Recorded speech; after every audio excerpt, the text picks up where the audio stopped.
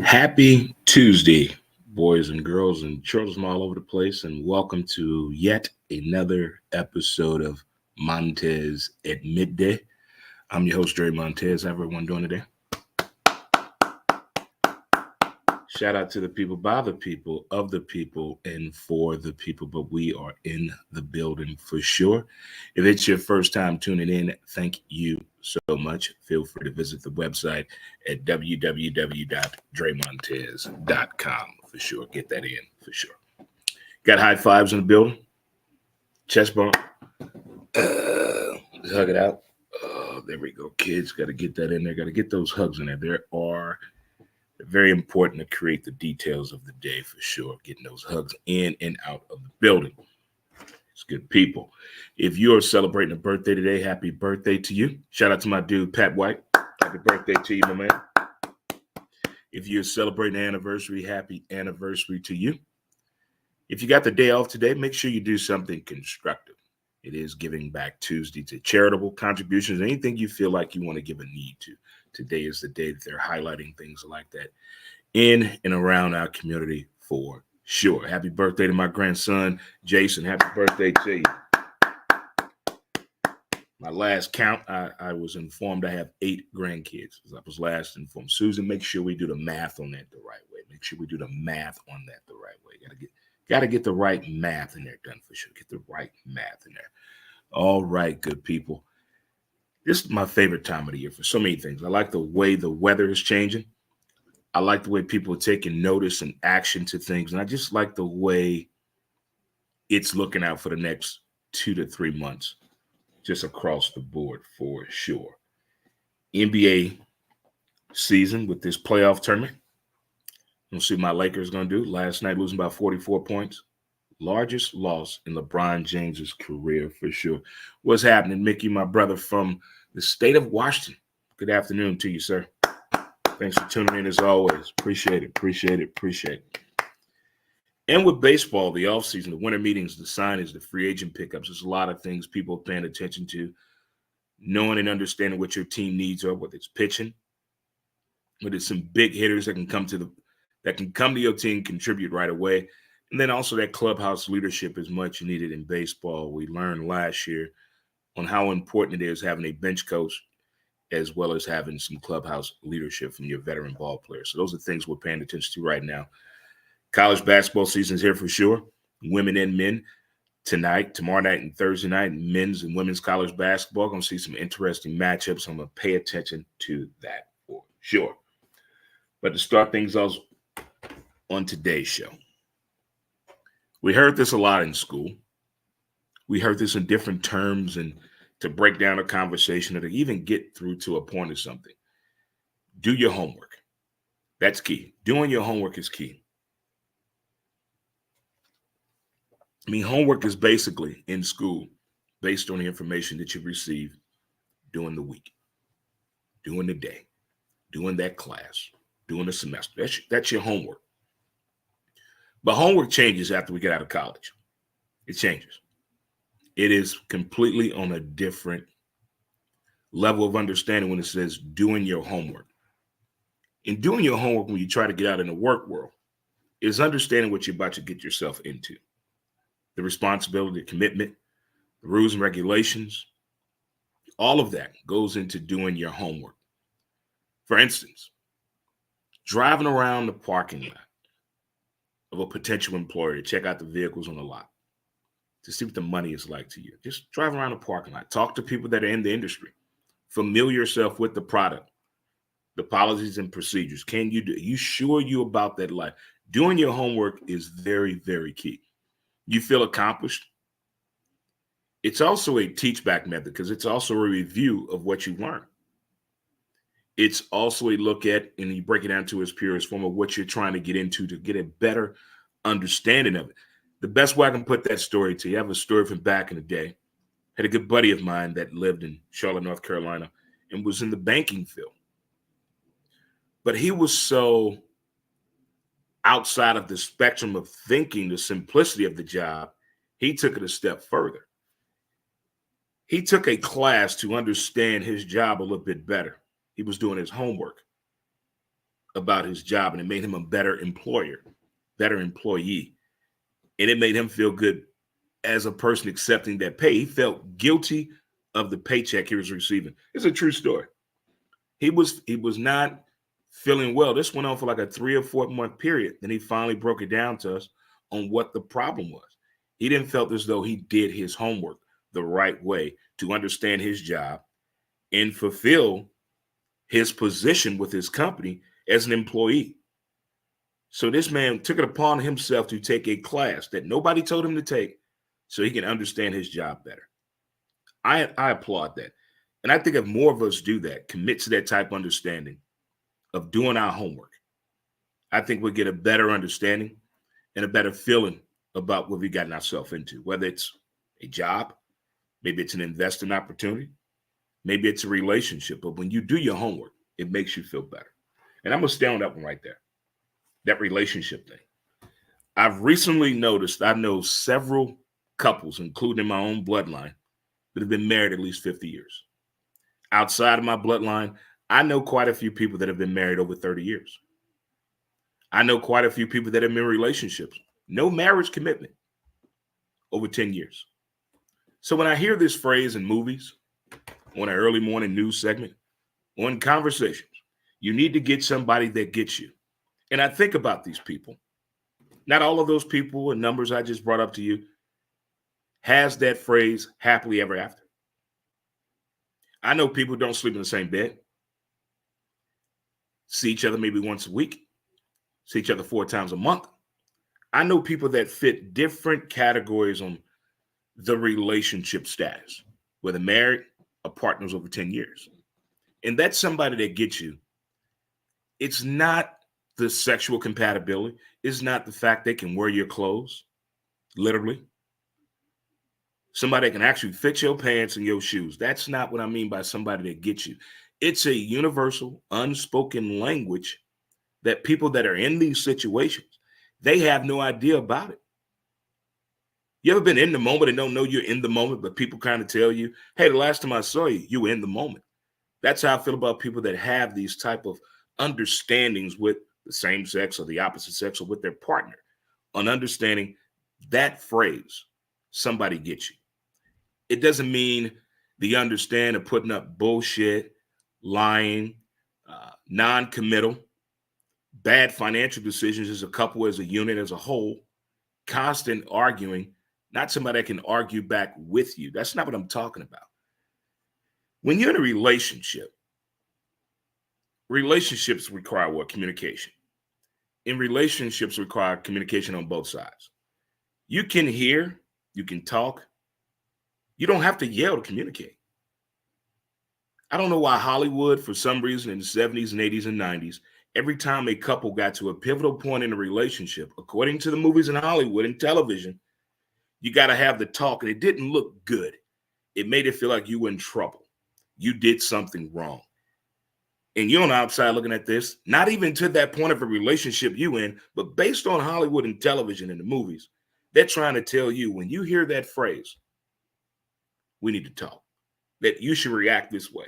And then you finally getting yourself to that point and you figure out this is not at all what it's like. That's how I feel with that phrase, somebody gets you. You need to find somebody that gets you. You ever had an older person tell you that? Well, you need to find you somebody that gets you.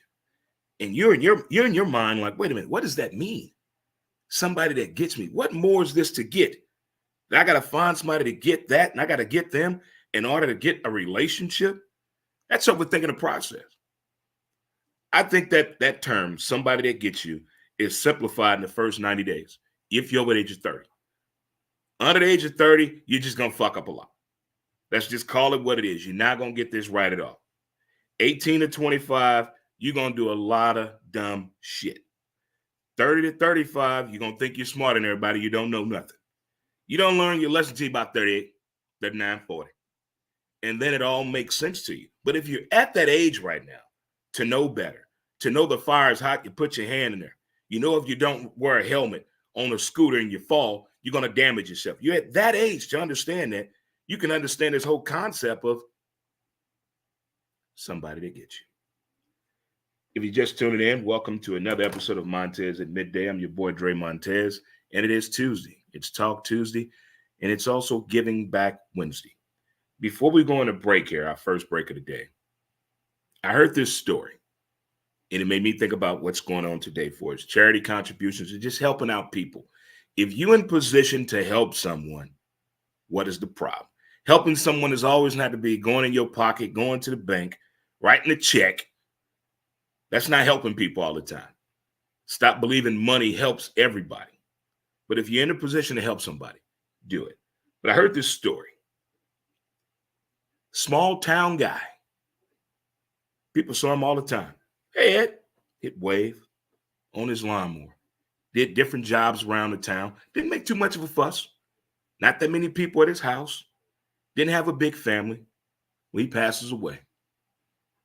Lo and behold, in this small town of 2,500 people, this man donated his life savings to them in a way he wanted broken down. $3.8 million this man gave to this small town. Don't know if this small town is going to appreciate what he did, use it the right way. There will be manipulation, theft, lies, and manipulation with that much money in this small town. But I hope these people really understand what this man is meaning by his donation. He wanted to beautify his city, and he felt as though with this donation, I can help beautify my city even more through education, culture development, educational needs, and most of all, beautifying the city. Wow. That speaks volumes. There are some nice people out here.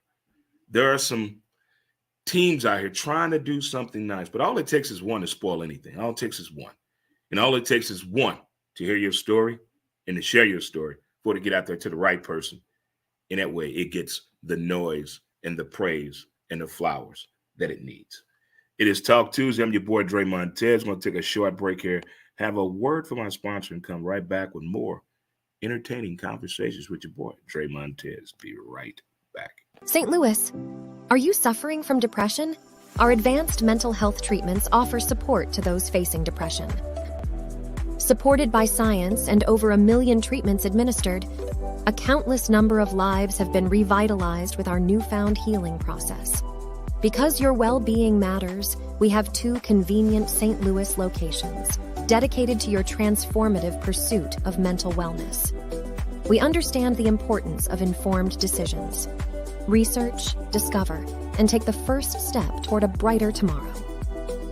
Visit palmiertms.com to uncover more about our non-drug treatment for depression, covered by all major insurance plans. Let us stand by your side on this journey towards mental wellness. Contact us today. All right, good folks, and we're back, and welcome to another episode of Montez at Midday. I'm your host, Dre Montez. Oh, we're getting over the hurdles. We're getting closer and closer to what? December 1st. Oh, crunch time. Crunch time. So far, we've talked about doing your homework, not just in school, but in life. We also talked about somebody that gets you.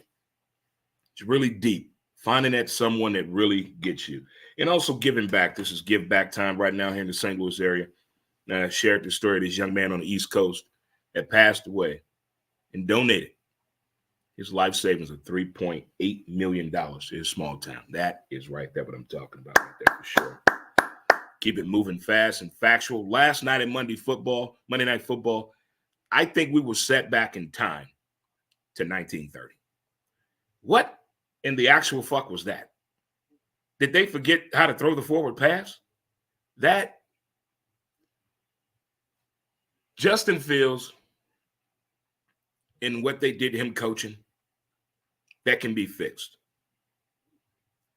We got to give Dobbs some hair. I can't take the eyes on him when he's doing something that you mean to tell me both quarterbacks under pressure were running for their life and decides to throw the ball anyway, while in the hands of 2 or 3 different defenders?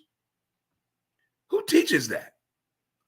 Who teaches? Don't take a sack and throw the ball away when you're in the field position is the deciding factor. And they both quarterbacks threw football back to the 1930s with the way they were playing. That game I had to sit there and think about what the hell is going on. I wish they could flex NFL games the way they do NBA games. They can't do that. We get it to Monday night games, to Thursday night games, to Sunday night game. I get it. But nobody expected these teams to be this way when the schedule came out, when the schedule was made, when we saw on our calendar what was happening the Monday after Thanksgiving. We didn't think it was going to be this bad. That was atrocious. That was, how does a father explain that to a child that's trying to enjoy football? How does a parent explain that to their child and the child plays Pop Warner football or even high school football? I bet more parents got more questions on if that's football, I don't want to watch it or play it. That right there set us back so far. And the more and more I was watching that game, the more and more I understand now that you can't tell millionaires shit. I mean, billionaires can't tell them a fucking thing. You got to let them fail their own way. We can't help billionaires no more.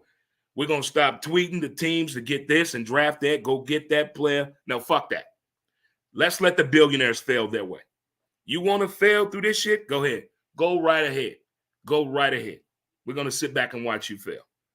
We've tried to help, bail out, and pretend they're really listening to the advice the fans are giving them. If you look at that game last night, and you can watch it again today. If you do, bless your heart and soul. If you're a fan of either one of these teams, you all need a hug. Y'all go in there and look at your Chicago Bears gear right now. Yes, you too, Shane. You go in there too. Go look at your gear and just say, do you really want to be a part of this shit again? Same for you, Minnesota Viking fans. My dude Tyler down in Perryville. Go look at all your shit, that purple people eater shit, and see and make sure you want to be a part of this. It's not going to be easy. It's not going to be easy. Not to finish the season. But that was 1930s football with color commentating, no pun intended. That's what I saw last night.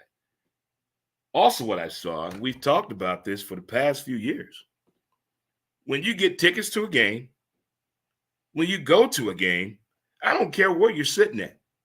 I don't care. Whether you for the team, against the team, never been.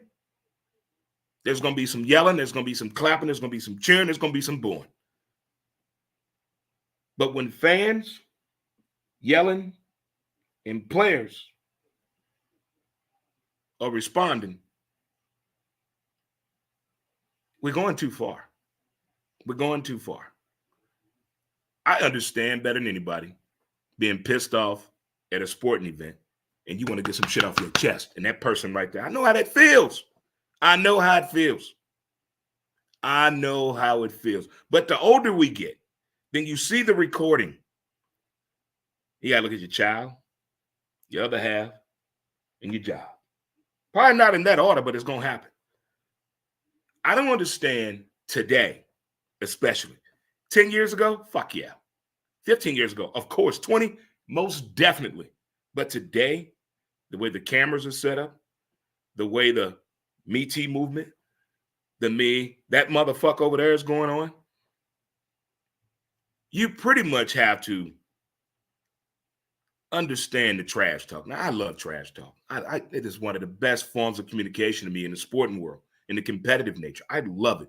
Bring that shit. I can take it if you can take what I say to as well. But when it gets personal, talking about people, mamas and wives and where they baby look and the way they sister look, is that your brother? Is that your sister? Things of that nature. If your skin is not thick, you're not going to be able to handle it. But at the same time, just like what they said on the show this morning, just because a person makes $35 million a year does not give us the right to say, you bum motherfucker, make a basket.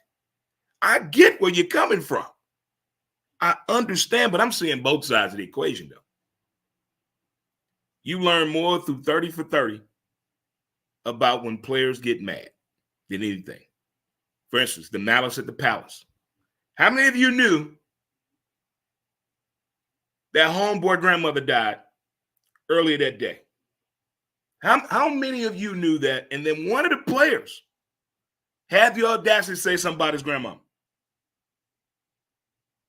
That's how it started. You never know what players are going through. As well, they don't know what we're going through. They don't know all we go through to go to these games, to sit in that seat, to have that type of jersey, that hat, have all that shit matching, and you go out here and play that way. I get it from both sides. But there has to be a common ground of respectability, sportsmanship, gamesmanship. It must be. Sticking with that. After seeing what was told on social media yesterday, through social media from Saturday, Sunday, and yesterday, was it really a Black Friday deal? After seeing that, I'm like, wait a minute. Wait a minute. Wait, calm down. Wait a minute. You mean to tell me that there was a certain store, okay, that has the dads outside tailgating, that store, did those switcheroo with the tags? Black Friday sales said $39.99, but you moved the tag and the original price was $19.99. So they went up $20 and give you a Black Friday deal? The manipulation, the lies. When does it end? From my cell phone experience, shopping online versus in-store, same fucking company, I had two different prices. Why?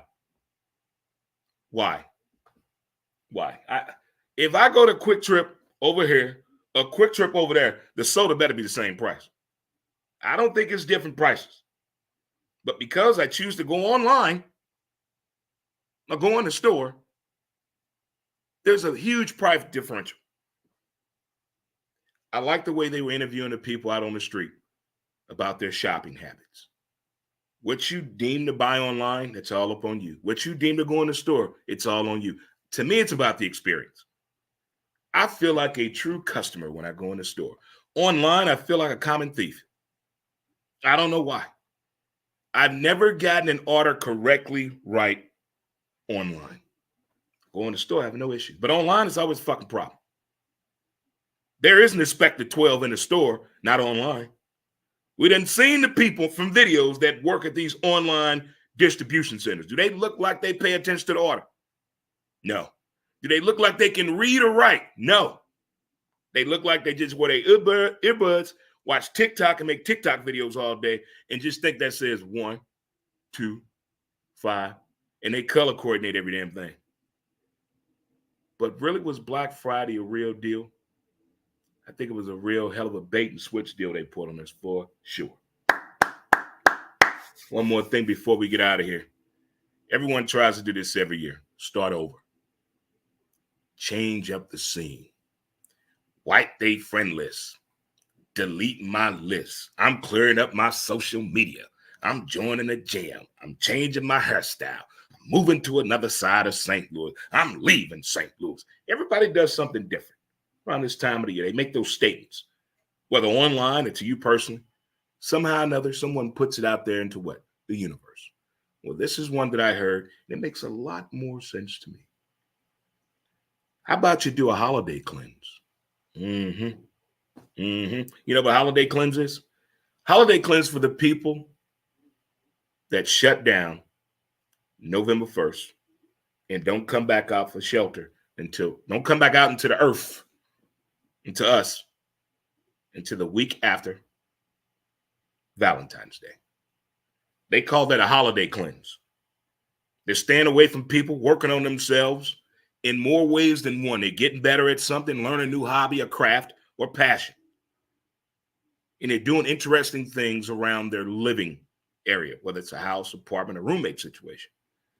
But the holiday cleanse, it's a deep cleanse of you, of what you think has been cluttering you up until that point. There's a lot of things that clutter us. I'm not talking like in a hoarder style. I did not say whore, Susan.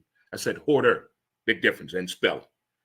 But that hoarder that's in all of us, that's a part of the holiday cleanse. I saw it. I don't think I would personally do it, but I love seeing people try something different to become a better version of themselves or to get a better understanding of what they're into. Case in point, I tell you about my buddy. got some more training with his job.